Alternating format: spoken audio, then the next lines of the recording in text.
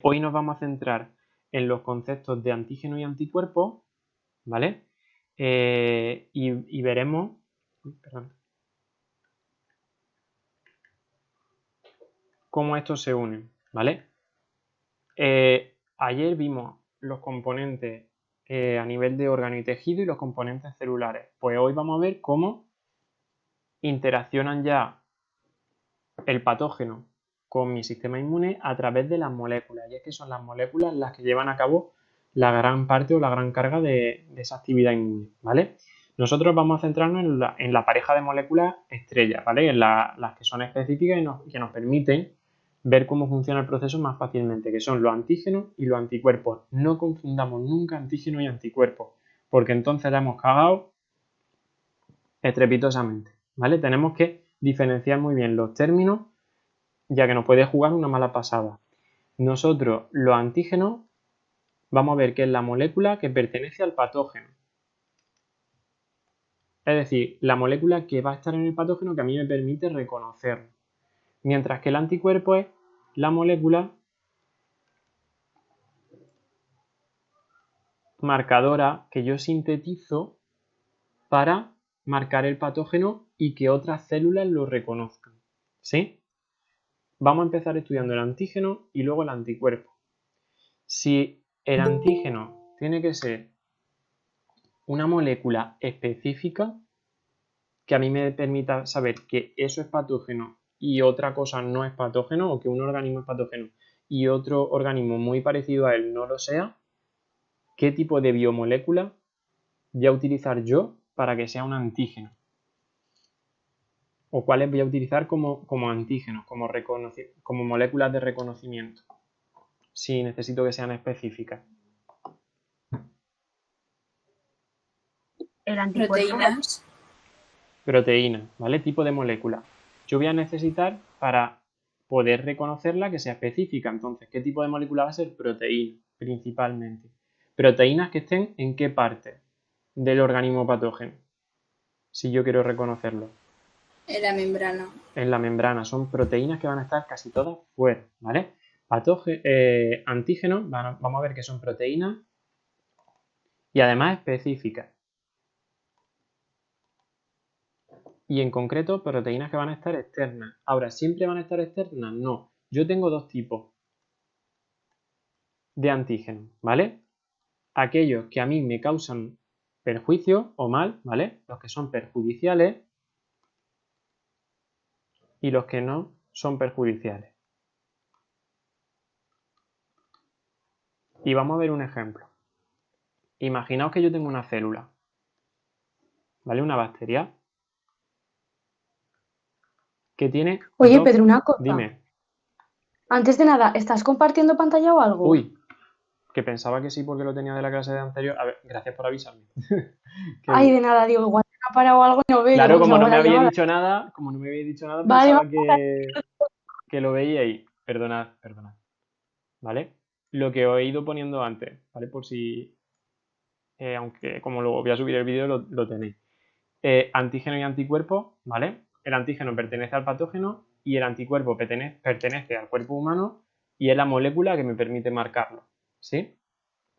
Ese antígeno tenemos que saber que son proteínas específicas porque son las que a mí me permiten tener una secuencia concreta que yo pueda reconocer, ¿vale? Esa secuencia va a tener también pues, una función determinada. Y vamos a ver dos tipos, los perjudiciales y no perjudiciales. El ejemplo en el que estábamos. Una bacteria, ¿vale? Imaginaos que tiene dos proteínas antigénicas o dos antígenos, ¿vale? Los antígenos se abrevian con las siglas A mayúscula, G minúscula, ¿sí? Esos antígenos van a ser de dos. Imaginaos que tiene dos, ¿vale? Uno que tiene forma de triángulo, que es no perjudicial. Y otro que tenga forma de, por ejemplo, de X, ¿vale? Que sea perjudicial. Imaginaos que yo tengo ese triángulo en la membrana, ¿vale? Y que es un canal de membrana.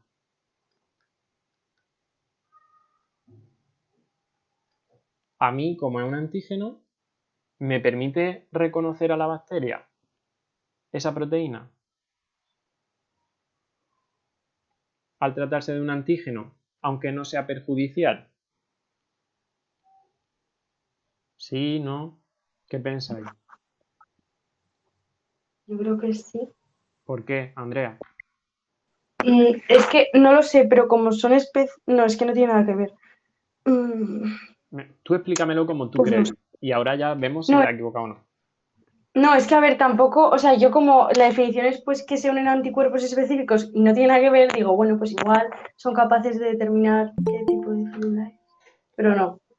Si son proteínas antigénicas, son antígenos, por lo tanto, se van a unir a anticuerpos. Por lo tanto, yo puedo utilizarlas para reconocer a la célula. No. No. Ay, no sé, Pedro. ¿Vosotros qué pensáis? Si pensáis que no, ¿por qué? Si es que no lo sé, no sé ni sí ni no, no sé. Vale.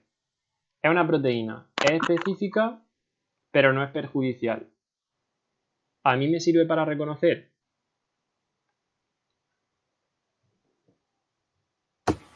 Sí, no. Sí, ¿por qué? Porque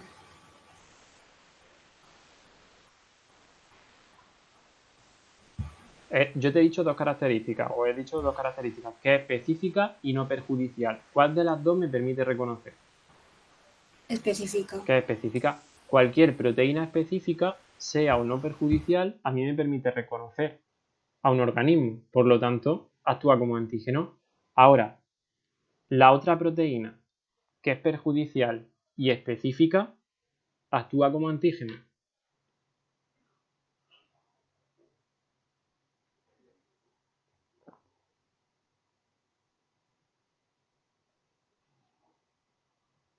¿Sí o no? Si es perjudicial y específica.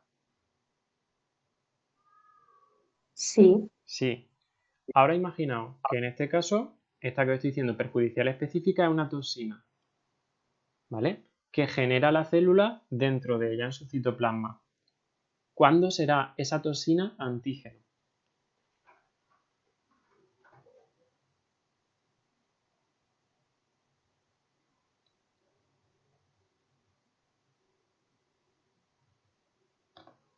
Para que esa toxina sea antígeno, yo tengo que reconocerla y tiene que ser específica, que lo es. La que hemos visto antes era muy fácil saber cuándo tenía que reconocerla porque siempre estaba ¿dónde? en la membrana. En la membrana. Ahora, si yo sintetizo la toxina dentro, ¿cuándo va a ser antígeno? Cuando salga la membrana. Cuando salga de la célula, cuando la libere, será antígeno, ¿vale? ¿Los dos son antígenos? Sí, pero tengo distintos tipos de antígenos. Ahora, ¿cuál es la característica que a mí me permite conocer bien los antígenos o reconocerlos correctamente? El que sean específicos. Y eso lo consigo gracias a que son proteínas. Si no fueran proteínas, no lo conseguiría. ¿Sí? Ahora, a esos antígenos no perjudiciales los voy a llamar aptenos. ¿Vale? Y los perjudiciales serían no aptenos, ¿vale? O simplemente antígenos. Si yo necesito sintetizar una vacuna para un determinado organismo que causa una infección o una enfermedad y lo voy a hacer mediante la inclusión de su antígeno en ese medicamento para que mi sistema inmune pueda reconocerlos previamente, ¿qué tipo de antígenos voy a incluir en esa vacuna? ¿Perjudiciales o no perjudiciales?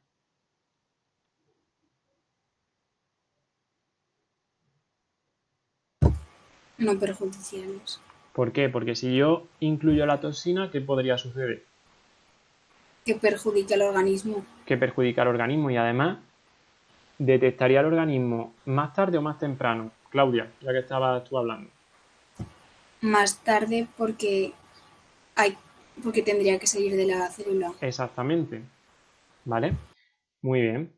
¿Qué tipo de antígeno voy a utilizar yo en las vacunas? Los que son conocidos como apten, ¿vale? Que permiten unirse a los anticuerpos, pero no generar esa respuesta inmune directa. Ahora, ¿esto para qué os lo he explicado? Para que veamos los dos tipos de antígenos que hay y que reconozcamos que el antígeno es una molécula específica del patógeno, ¿vale? Que no tiene por qué causarme a mí ningún mal, pero que mi cuerpo va a utilizar para reconocerlo, ¿vale? Imaginaos que, analogía muy tonta, yo tengo un sistema de vigilancia en un aeropuerto, ¿vale? Y hay una persona que es un asesino, ¿vale? Al que yo puedo reconocer por su ojo. ¿A mí los ojos de esa persona me van a hacer daño? No, pero me permiten reconocerlo. A mí me hará daño pues si lleva una pistola o si lleva un cuchillo, pero yo puedo reconocerlo mediante su ojo. Pues lo mismo sucedería aquí. Lo que va a hacer el sistema inmune es reconocer muchas proteínas diferentes que sean específicas de ese microorganismo o de ese virus para poder reconocerlo y eliminarlo lo antes posible. ¿Sí? ¿Lo entendemos eso bien? ¿O hay alguna duda? Sí, ¿Sí? Vale. Ahora, esa proteína, imaginaos que yo tengo una proteína, ¿vale? Que es antígeno. Pues va a tener dos zonas. Una zona que ahora mismo no me interesa y la zona que yo reconozco. ¿Vale? Esa zona que yo reconozco, que va a ser la zona donde se me unan los anticuerpos. Pues a esa zona se le llama epítopo.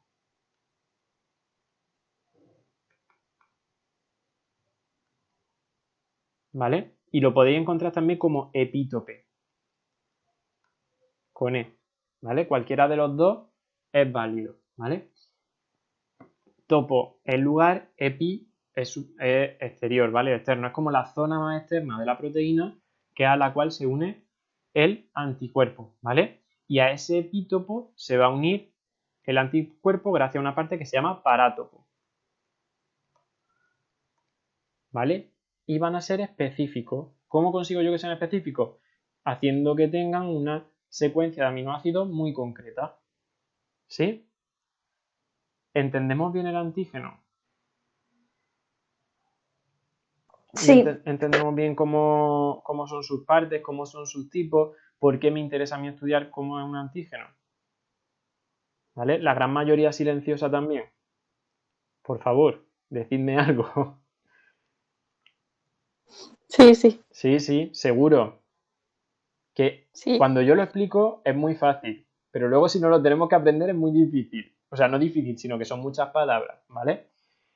Ahora, esta es la parte fácil, ¿vale? Que es el antígeno. Como cada antígeno es específico, yo voy a sintetizar en mi cuerpo una molécula que sea específica que se una a ese antígeno y esa molécula es el anticuerpo, ¿vale? Del anticuerpo nosotros tenemos que saber que su función es unirse al antígeno y a mí me sirve de marcador. El anticuerpo es como si fuera un sello, una señal que yo le pongo al patógeno para saber qué es patógeno, ¿vale? El anticuerpo no mata al patógeno, ni lucha contra el patógeno, ni disuelve la membrana del patógeno, ni gracias a que tenemos anticuerpos hemos eliminado el patógeno. No, el anticuerpo es simplemente una señal, como si fuera una antena, que a mí me dice, ahí está el patógeno. Y ahora el resto de mi sistema inmune, todas las células que vimos ayer, toda la infantería de batalla, va a ir a atacar a ese patógeno, pero el anticuerpo no ataca, solo marca, ¿vale? ¿Cómo marca? Mediante la unión específica del anticuerpo al antígeno, ¿vale? De manera que si cada antígeno era una proteína específica de un organismo, para yo poder unir un anticuerpo tiene que ser también específico y voy a tener miles y miles de tipos de anticuerpos, ¿vale? Cada uno específico de su antígeno. Ahora, esos tipos yo los puedo agrupar en familias, ¿vale?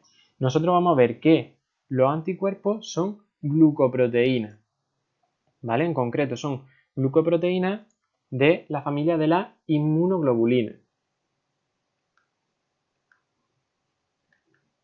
Por lo tanto, nosotros veremos que los anticuerpos se abrevian con las letras I mayúscula G. Recordad, antígeno AG, anticuerpo IG, debido a que forman parte de esa familia de la inmunoglobulina y son solo sintetizadas por los linfocitos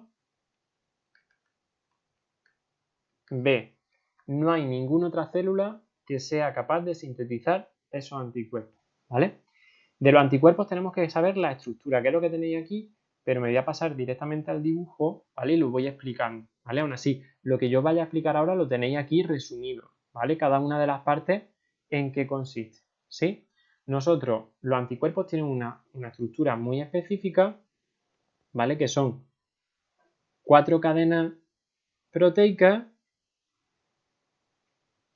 unidas entre sí, ¿vale? Esas 4 cadenas proteicas tenemos 2 grandes, que son las que están en el centro de la Y, y 2 pequeñas. A las grandes, debido a que su peso molecular es mayor, se les llama cadena pesada.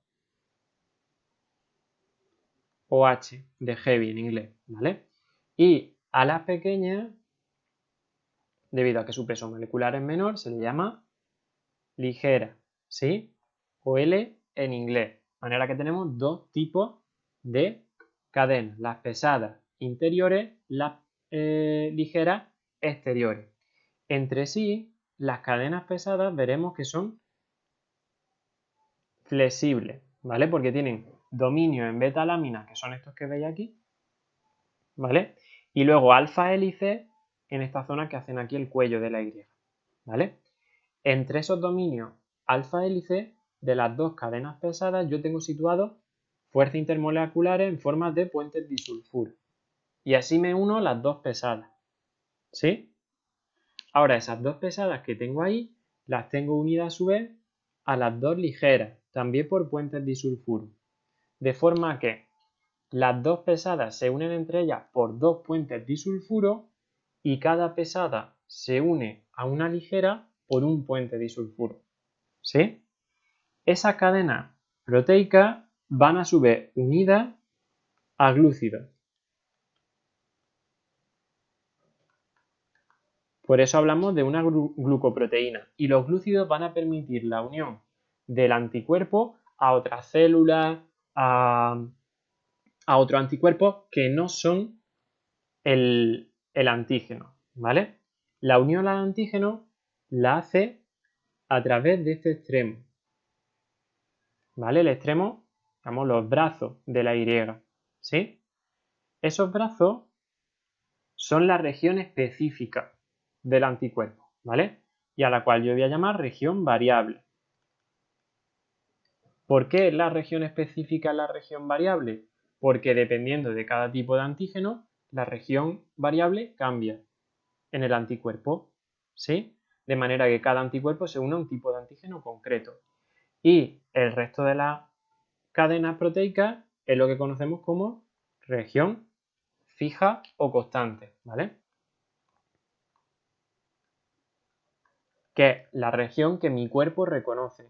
A mí me interesa que mi cuerpo reconozca cuando hay un anticuerpo y no que reconozca muchos tipos de anticuerpos, sino uno solo, para saber que ahí tienen que ir las células. Sin embargo, me interesa que tenga una parte variable que se una a cada tipo de antígeno que exista. ¿Sí? Esa sería la estructura de ese anticuerpo, la estructura básica. Y luego nosotros esto lo podemos complicar. ¿Vale? Pregunta sí o sí, cada 2-3 opciones de la EBAU cae estructura del anticuerpo, explicación de las cadenas, fuerzas que unen las cadenas, diferencia entre la variable y la fija. Clarísimo. ¿Sí? Tenemos que tenerlo. ¿Alguna duda o algo que no veamos de aquí claro? Todo lo que yo he dicho viene explicado aquí. ¿Vale? Viene en esta diapositiva anterior. ¿Alguna duda? ¿Os queda claro? No. Sí, ¿Sí? Vale. ¿Entendéis el por qué tenemos la región variable? Que es donde pueden incidir más las preguntas que os pueden hacer. ¿Sí? Vale.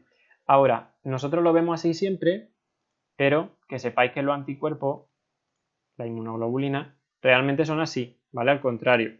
¿Por qué? Porque yo aquí tendré situado el antígeno, ¿vale? E imaginaos que esto es un cartel en el cual a mí me está indicando aquí hay un antígeno, aquí hay un enemigo, ¿vale? Lo veremos que se unen así y yo aquí tendría abajo mi patógeno. Entendemos bien la estructura. Entonces, ¿no? Pues si entendemos bien la estructura, veremos que dentro de los distintos y ya os digo que hay muchísimos tipos de anticuerpos, los podemos agrupar en familias, ¿vale? En concreto, vamos a ver 5 familias, ¿vale? Pero hay muchísimas familias. Y vosotros, luego, si alguno de vosotros estudiáis inmunología en un futuro, pues lo veréis más en profundidad, ¿vale? Las familias vamos a verlas desde las más comunes, es decir, las más abundantes, a las más específicas, las menos abundantes. La primera de todas que vamos a ver son las inmunoglobulinas de tipo G, ¿vale? Que es la estructura que nosotros acabamos de ver, se basa en esa inmunoglobulina de tipo G, ¿vale? Tendríamos esas dos cadenas pesadas unidas a dos cadenas ligeras con estructura fija y variable, ¿vale? Y son el 80% de las inmunoglobulinas que tenemos. Son las principales que actúan, ¿vale? Actúan en masas, muchísimas. Y además, como son así de sencillas y de pequeñas, pueden pasar al feto a través de la placenta, ¿vale? La gran parte de inmunoglobulina G que nosotros tenemos provienen de nuestra madre, ¿vale? Nuestra madre nos cede esta inmunoglobulina G, que son las que ella ha generado al enfrentarse a los patógenos a lo largo de su vida, y nosotros los recibimos y tenemos esa inmunidad que se conoce como inmunidad adquirida, ¿vale? Por parte de la madre, que en este caso, como la adquirimos por parte de la madre, sería innata, es decir, viene en nuestro nacimiento, nosotros ya la tenemos y la podemos expresar desde el minuto 1 en el que nacemos, ¿vale? Esos anticuerpos pueden funcionar, pues vienen de nuestra madre. Nosotros vamos a ver que estos anticuerpos, como son muy sencillitos, viajan muy fácilmente. Ahora, ¿qué me indica a mí además, si no supiera nada, simplemente supiera el nombre, que pueden viajar fácilmente? ¿Por qué sé yo que se pueden movilizar fácilmente simplemente sabiendo inmunoglobulina como nombre? ¿Qué tipo de proteína es? ¿O qué tipo de estructura terciaria tiene?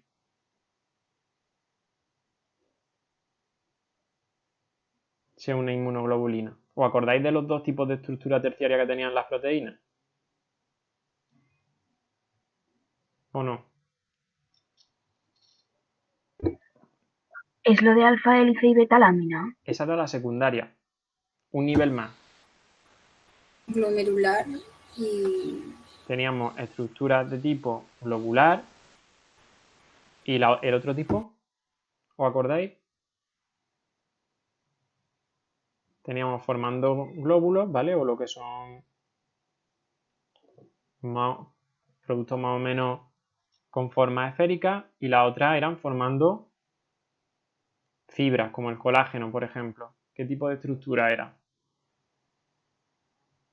El Fibrilar. colágeno fibrilar. ¿Qué proteínas conocíamos fibrilar? ¿Qué las vimos en los componentes celulares?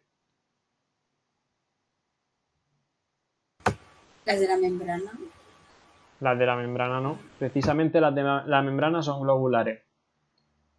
¿Qué proteínas conocía yo que eran fibrilares? Que vimos 3 tipos de estructuras fibrilares, en concreto 2 que vimos más a fondo, bueno, que visteis seguro más a fondo, ¿vale? Cuando veíamos el citoesqueleto, acordáis de los filamentos intermedios, de los filamentos de actina, ¿sí? ¿Os acordáis de eso o no? Es que no sé, pero lo de queratina, colágeno, ¿son esos? Sí, la queratina y el colágeno, por ejemplo, pero donde se veía más claro era, por ejemplo, cuando veíais el citoesqueleto, que veíais los filamentos de actina, los microfilamentos, los microfilamentos de actina, los filamentos intermedios, que eran filamentos estructurales, no necesitaban moverlos y por eso eran fibrilares. Mientras que globulares, pues tenemos aquí la inmunoglobulina, tenemos la hemoglobina también globular, ¿vale? Son proteínas que a mí me interesa mover. Así era por recordar un poquito esa parte también, ¿vale? Inmunoglobulinas se van a mover fácilmente debido a su estructura globular.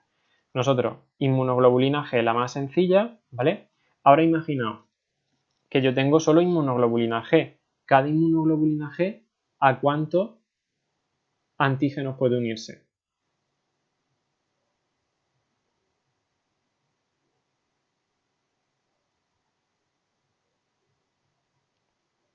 A 2. A 2, ¿segura? A 1 solo, ¿vale? Solo se puede unir cada inmunoglobulina a 1. ¿Qué es lo que a mí me interesa? ¿Tener una que se una solo a 1 o que se unan a las máximas posibles?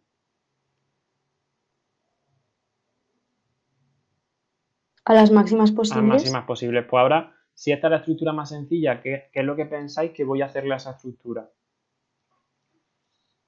Y ya os digo yo que se une por esta zona variable. ¿Qué haré? ¿Aumentar qué? Poner más zonas variables. Poner más zonas variables. Por lo tanto, después de la G, que solo tiene una zona variable, el siguiente tipo, ¿qué pensáis que tendrá? Por lógica. Otras dos. O sea, otra zona variable. Otra zona variable, tipo A. ¿Vale? Os lo explico así porque así lo razonáis y de esa manera se os queda más fácil. ¿Vale? ¿Qué es lo que voy a hacer? Aumentar las zonas variables. ¿Para qué? Para que se unan a más antígenos. La tipo A, ¿cuántos tiene? 2 zonas variables, ¿vale? Como sigue siendo pequeña, también me la da mi madre, ¿vale? Me la da mamá a través del feto, ¿sí?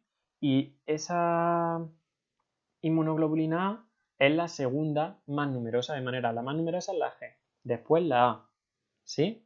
Y va a ser la que actúe en la zona de las mucosas, ¿vale? La principal que nosotros producimos luego de adultos es esta de aquí, ¿vale? Inmunoglobulina A. Cuando yo me enfrento a un virus que entra por las vías respiratorias, por ejemplo, o a infecciones de orina a través de las mucosas del aparato urinario, ¿sí? Son este tipo de inmunoglobulinas. ¿Cómo podría complicar más la cosa? Añadiendo más partes variables. Pues ya tendría la de tipo M, ¿vale? La tipo M es mucho menos abundante, ¿vale? Un 6%, y además es muy, muy grande. Por lo tanto, mi madre no me la puede pasar a través de la placenta, ¿vale? En esta inmunoglobulina M la sintetizamos ya de adulto y es la que nos marca a nosotros que es la primera vez que nos encontramos al patógeno. ¿Por qué? Porque si yo es la primera vez que me encuentro un patógeno, no sé exactamente si voy a conseguir unir mi anticuerpo a ese patógeno. Pues lo que hago es sintetizar los anticuerpos más fuertes y más tochos que tengo, que son la inmunoglobulina M, de manera que vayan a unirse hacia ese patógeno de la manera más eficiente posible, ¿sí? Ahora, energéticamente, si lo pensamos, me cuesta mucho más sintetizar una M que tiene todas estas cadenas proteicas, tanto la parte variable como la parte fija, unida entre ellas, ¿vale? Que sintetizar una G, que es mucho más pequeña, ¿vale? Estas son las tres principales, ¿vale? La G, la A y la M, en orden de porcentaje, ¿vale? Del número de copias que yo tengo de cada una, ¿vale? Ahora, hay luego otros tipos de inmunoglobulinas que son muy específicas. En concreto, la D, ¿vale? Que es la siguiente que vamos a ver, no es específica tanto por cómo sea su estructura, sino por la función que lleva a cabo.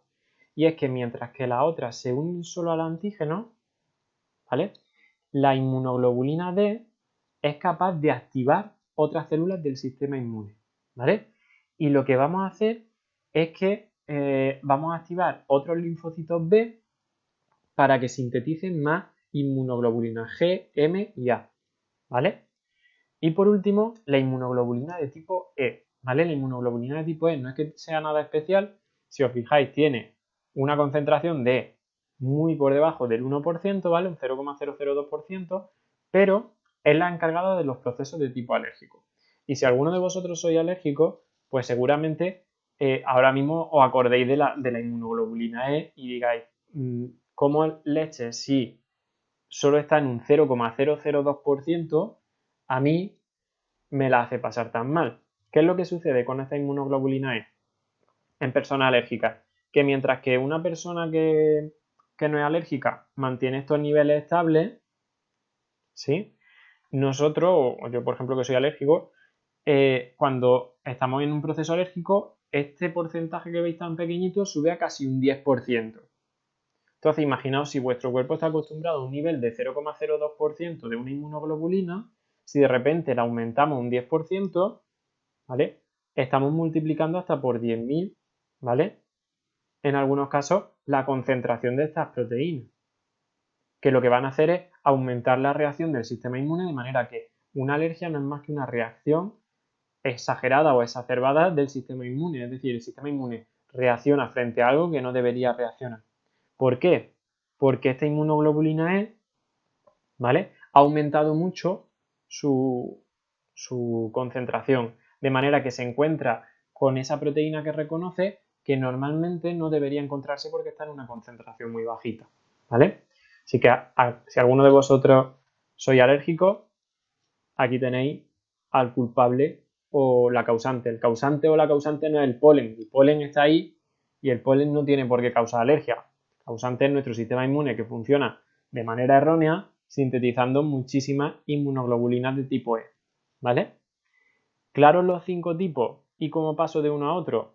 G más sencillo, A como si fueran 2G unidas, M 5G unidas entre ellas, ¿vale? Mucho más grande. A y G me las pasa la madre. A partir de la M, la D y la E no la obtenemos de la madre. ¿Sí? ¿Lo entendemos bien? Pedro, una pregunta. Dime, Andrea. Por ejemplo, lo que has dicho de los alérgicos que la inmunoglobulina E aumenta, ¿esto es que aumenta el número de inmunoglobulinas o podría ser que una inmunoglobulina E tuviese más regiones variables? No, que aumenta el número. La inmunoglobulina E siempre va a ser igual.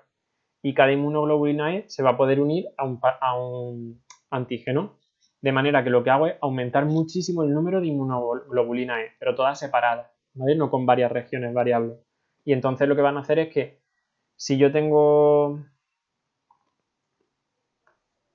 en una piscina, yo tuviera solo una inmunoglobulina E y tengo aquí la proteína del polen que a mí me causa alergia, la probabilidad de que esa inmunoglobulina E y que del polen se encuentre es muy baja. Ahora, si yo tuviera todo esto lleno de inmunoglobulina E, la probabilidad de que E y el polen se encuentre es muy alta. Pues eso es lo que sucede. ¿Vale? O sea, en los procesos alérgicos, que vamos a tener mucha inmunoglobulina E, ya os digo, pues del orden de 10 elevado a 4 más veces que lo normal. ¿Vale? De manera que van a ir a atacar esas pequeñas proteínas que normalmente pasarían desapercibidas a mi organismo, no porque para mí no me causen mal, sino porque como estarían en tan baja concentración ambos, es muy difícil que se encuentren. No es lo mismo encontrarte con una persona si sabes que los dos estáis en un pueblo de 50 habitantes que si estáis los dos en Tokio. ¿En cuál de los dos sitios es mucho más fácil encontrarte? Pues en el pueblo de 50 habitantes. Pues aquí sucede igual. ¿Sí? Vale, y otra pregunta. Sí. ¿Hay un número máximo de regiones variables que pueda haber en la inmunoglobulina? Así como, por ejemplo, en la A hay 5, o sea, hay 2 y en la M hay 5, ¿hay un número máximo o el máximo es 5? El máximo, o sea, hay otros tipos más grandes aparte de la M, ¿vale? Pero ya son tipos muy complejos. Por ejemplo, son complejos que son poliinmunoglobulínicos, es decir, que tenemos muchísima inmunoglobulina unida a una otra, ¿vale? De todas maneras, vosotros tenéis que saber solo la M. Por curiosidad, hay complejos con incluso hasta 40, 50 zonas variables, ¿vale? Que se pueden unir hasta 40 o 50 tipos de antígenos, ¿vale? Ya son también muy específicas de infecciones concretas que se ha visto que han generado esa respuesta inmune específica en el organismo, ¿vale? Como dependiendo también, depende mucho del tipo del patógeno, del tipo del antígeno, ¿vale? El que genere una respuesta u otra. Las 5 que hemos visto son las más comunes, ¿vale? Las que actúan en casi todas las infecciones. Ahora, como se trata de procesos muy específicos y que se basan en las proteínas específicas de cada organismo, hay algunos patógenos que generan o que producen la síntesis de inmunoglobulinas específicas contra ellos, pues que son más eficientes y que a lo largo del proceso evolutivo se han seleccionado para que se sinteticen de esa forma. ¿Vale? Es decir, que la persona que la sintetizaba pues sobrevivía más, se reproducía más, pasa eso a la descendencia y así pues tira millas hacia adelante, tira millones y millones de años y se fija el carácter, ¿vale? Tened en cuenta que nosotros estamos estudiando ya el del humano, que de los que se conocen es el más complejo, ¿vale? O sea, pensad que estos han sido millones y millones de años de evolución que han llevado a esta especificidad, pero todo mediante procesos de mutaciones azarosas que en algún momento fueron favorables y se han mantenido, ¿vale? O sea, el hecho de que tú, por ejemplo, sintetices una inmunoglobulina del tipo que sea de tal manera se debe a que un antepasado tuyo hace muchísimos millones de años, ¿vale? Ya bien fuera humano o previo al humano, empezó a sintetizar una inmunoglobulina alterada que funcionaba mejor, ¿vale? Entonces, que lo veáis, que aunque nosotros ahora vemos el resultado, esto viene de un proceso de selección muy fuerte y continuamente es el único punto, el sistema inmune es el único punto actualmente donde donde la selección natural sigue afectando al ser humano, ¿vale? ¿Por qué? Porque en el fondo, las personas que no tienen un sistema inmune que funcione correctamente, sus probabilidades de reproducirse a la larga son mucho menores, por el hecho de que puede ser que mueran jóvenes o que puede ser que no superen determinadas enfermedades. Entonces, el único punto en el que todavía el ser humano no ha conseguido superar a la selección natural, ¿vale? Pero pensad que son procesos muy lentos, ¿vale? Y esto es ya pues el culmen de lo complejo y lo complicado de la biología, pues está aquí. O sea, es como ver cómo funcionan, porque pensar que todo esto se lleva gracias a que las proteínas son específicas, es decir, nosotros hemos sido, yo supongo que Rocío también habrá sido muy pesada desde el primer trimestre con las sales minerales, la estructura de las proteínas, cómo afecta el pH, la ósmosis, luego yo con las enzimas, ahora con la inmunoglobulina, todo son proteínas. Y nosotros sin proteínas no tenemos sentido como seres vivos. O sea, los seres vivos tenemos el éxito que tenemos gracias a las proteínas, ya que las proteínas son específicas y entonces pueden llevar a cabo funciones muy concretas. ¿Vale? Entonces, si cambiara el modelo en algún momento en el que nosotros entendemos el mundo gracias a esta proteína, pues cambiaría la forma de verlo. Pero que veáis que la importancia del proceso y el por qué se estudia al final es porque vosotros ahora ya tenéis la visión completa para ver que gracias a las proteínas, que es a lo que gira realmente todo el curso, podemos llegar a esto tan específico. ¿Sí? Y no me enrollo, que me enrollo siempre más que las persianas. Más dudas que tengáis de esto. O más curiosidades, por ejemplo, las preguntas que he hecho Andrea, pues me parecen muy que tienen que ver con lo que estamos viendo. No sé si alguno de vosotros tiene alguna curiosidad sobre esta producción de anticuerpos antes de pasar a cómo funciona realmente. ¿No? Vale. Dentro de la función de la inmunoglobulina vamos a ver 5 funciones, de las cuales 4 se tratan o tienen que ver con la unión de la inmunoglobulina del anticuerpo al antígeno, ¿vale? Y una de ellas con la función de activación que tiene de los linfocitos, que sería la última, ¿vale?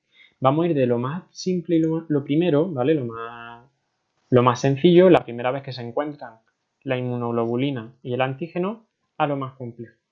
Nosotros vamos a tener nuestro patógeno, ¿vale? Nuestra bacteria aquí. Esa bacteria tiene su antígeno, ¿vale? Al cual yo voy a reconocer. Imaginaos que esa bacteria tiene varias copias, muchas copias, miles, de esa proteína en su membrana. Pero yo solo tengo un antígeno.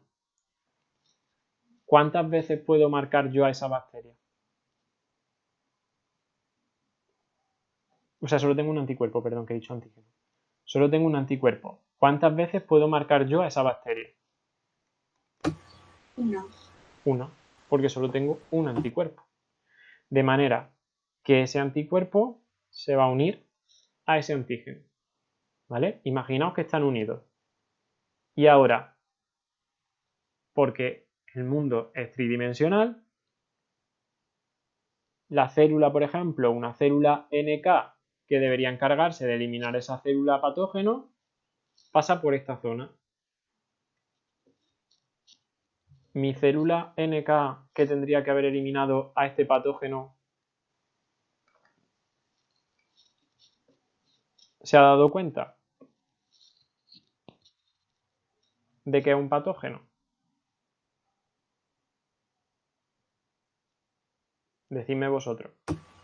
No, porque solo hay un anticuerpo. Solo hay un anticuerpo que está situado hacia el otro lado. Entonces pasa la NK y como el que oye llover. ¿Sí? De manera que es eficiente marcar solo con un anticuerpo.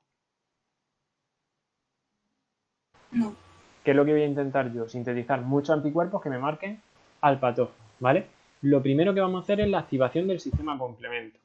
La activación del sistema complemento, o el sistema complemento, que luego lo estudiaremos más a fondo, son una serie de proteínas que se unen. ¿Os acordáis que os he dicho que aquí teníamos unos glúcidos en esta parte del antígeno, o sea, del anticuerpo? ¿Sí? Pues mi sistema complemento son una serie de sustancias que se van a unir a ese glúcido, de manera que yo que veo mejor un cartel que no tiene iluminación o un cartel luminoso con neón alrededor que me está diciendo, hey, aquí hay algo. Pues ese cartel luminoso. ¿Qué es lo que hace el complemento? Decir, oye, sistema inmune, por si no te has dado cuenta, esta proteína que está marcando aquí pequeñita es un anticuerpo y yo, que soy una proteína más grande, un conjunto de proteínas más grandes, te lo vuelvo a marcar encima para que te des cuenta, ¿vale? Entonces, ahora he conseguido que ese anticuerpo sea más visible, ¿sí? Por lo tanto, es más eficiente. Una vez yo he activado el sistema complemento, puedo hacer que vengan más células a esa zona y que esas células sinteticen más anticuerpos. Pues esa es la siguiente parte, ¿vale? Si yo, en lugar de tener solo uno, tengo más anticuerpos, cada anticuerpo se podrá unir a un antígeno, de manera que ese patógeno será más visible. A eso es lo que conocemos como opsonización, ¿vale? Opsonizar es marcar. ¿Qué es lo que voy a hacer? Rodear en todas las zonas donde yo tenga antígeno al patógeno con anticuerpos. ¿Por qué? Porque si en lugar de tener solo una etiqueta tiene 1000, pues lo veré mucho más fácil que si tiene una. ¿Sí? Eso es la segunda parte, la opsonización. Lo que voy a hacer es rodear a ese patógeno de anticuerpos y así es más visible para las células del sistema inmune. Ahora, si yo a esta célula, a este patógeno, le voy colocando miles y miles y miles de anticuerpos encima, ¿qué sucederá con su masa? Aumenta. Que aumenta, por lo tanto, si aumenta la masa, se siente más atraído por la fuerza de la gravedad. ¿Y qué acabará haciendo en la solución en la que esté, si está en la sangre? Precipitar. Precipitar. Si yo precipito al patógeno y lo llevo por acción de la gravedad a un sitio y le sigo añadiendo encima más proteína anticuerpos, ¿qué evito que haga ese patógeno?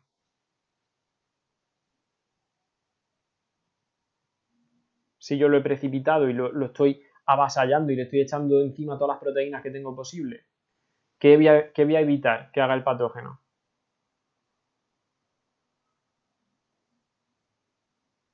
Que se mueva. Que se mueva, como si tuviéramos un partido de rugby y empiezan a aplacarle todos los jugadores del equipo contrario. Pues ¿qué haremos con el patógeno? Evitar que se mueva. Si yo no lo movilizo, precipita y así las células del sistema inmune pueden atacarle más fácilmente. Y ya por último, la aglutinación. ¿Os acordáis que he dicho que tenía estos glúcidos aquí? ¿Sí? Los glúcidos entre ellos sabíamos que tenían muchos grupos OH. Los grupos OH, ¿qué le permiten a los glúcidos? ¿Ser reactivos o no reactivos?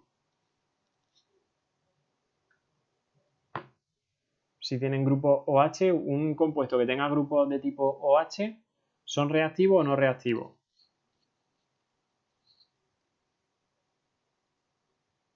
¿Qué pensáis vosotros?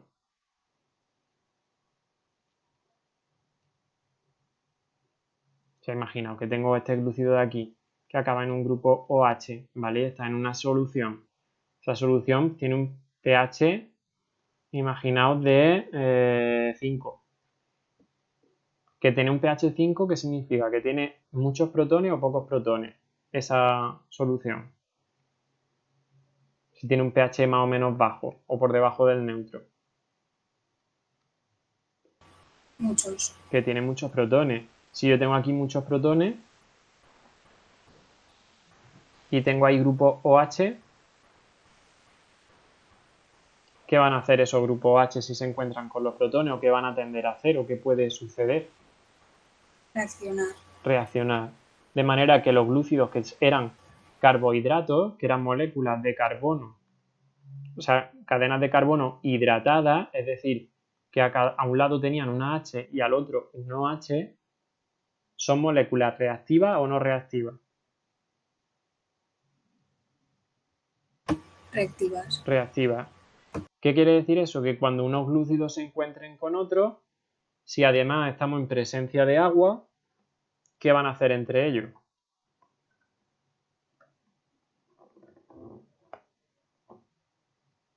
¿Qué pasaba cuando yo tenía dos glúcidos en presencia de agua? Con esos grupos OH, que tenemos ahí iones, ¿qué van a hacer esos glúcidos entre ellos? ¿Qué pensáis vosotros? Se van a unir. Se van a unir. Entonces, ¿qué es lo que vamos a hacer con los anticuerpos? Que además de coger y tirarse encima del patógeno, de aplastarlo ahí, precipitarlo, marcarlo por todas partes, además son capaces de unirse entre ellos. De manera que si pasa por al lado otro patógeno que está siendo marcado con esos anticuerpos, los anticuerpos reaccionarán entre sí y se unirán uno a otro, de manera que me van a formar un cuerpo grande lleno de patógenos. Todo en el mismo sitio, precipitado, aumentando su masa, de manera que si yo a esa zona dirijo todas las células de mi sistema inmune, ¿vale? Gracias a los basófilos o a los mastocitos que me van a generar el movimiento de la sangre hacia esa zona, ¿qué va a suceder? Pues que voy a localizar la infección en una zona concreta, ¿vale? Todas las fases que hemos visto, las funciones de los anticuerpos van a ir relacionadas con eliminar al patógeno, ¿vale? Pero el anticuerpo no es el que lo elimina, sino que lo que va a hacer es situar al patógeno en una condición súper desfavorable para que las células del sistema inmune le ataquen y lo eliminen. ¿Sí? ¿Entendemos cómo se relaciona cada una de las funciones una con otra? Sí. ¿Sí? Sí, ¿Os queda claro? Sí, y aparte de que os queda claro, al menos decidme, ¿os resulta interesante? ¿No os resulta interesante? Es que es totalmente diferente a lo que hemos dado el resto del curso, entonces por eso os pregunto si os parece interesante, si os parece un rollo, si lo entendíais más o menos bien, si sabíais algo. Impresione un poco, ya terminamos la clase. Antes de a mí sí que me se gusta, termine. A Vale. mí porque como también me gusta el tema. es algo nuevo que hemos dado, pues es interesante. No habíais dado de esto nada anteriormente, ¿no? Ni en anatomía, supongo. Ay, en No, la escuela que esto luego sí que dimos. ¿El qué? Sí, en Teresa, anatomía que no un te he oído. poco. En la ESO cuarto, Sí, esto me suena que dimos algo. en cuarto. No sé, en cuarto no. A lo mejor en tercero puede, pero en cuarto no forma parte del tema. A lo mejor alguna cosa extra, así como. Bueno, pero que algunos sí lo habíais visto eso. Yo creo que es una parte bastante interesante, sí que es compleja, pero es muy teórica, o sea que si lo vais manejando bien, pues lo tenéis, ¿vale? Antes de que terminemos, comentaros que mañana no tenemos clase, ¿vale? Porque nos ha comentado Jaime que como a las 12 tenéis el tema de la entrega de notas, mañana pues que quitáramos las clases que teníamos después del recreo, ¿vale? Entonces ya nos veríamos la semana que viene, el martes, ¿sí? Digo para que lo tengáis en cuenta. De clase de esta parte del tema nos quedan unas 2-3 clases para terminar, ¿vale? Porque ya el día siguiente empezaríamos, ¿vale? Esto es repaso de lo que acabamos de ver en dibujo, ya empezaríamos la respuesta inmune y veríamos los dos tipos de respuesta inmune, que es lo que nos queda, ¿vale? Unas 2 clases aproximadamente. Y ya empezaríamos con el repaso de las unidades del resto de trimestre, ¿vale?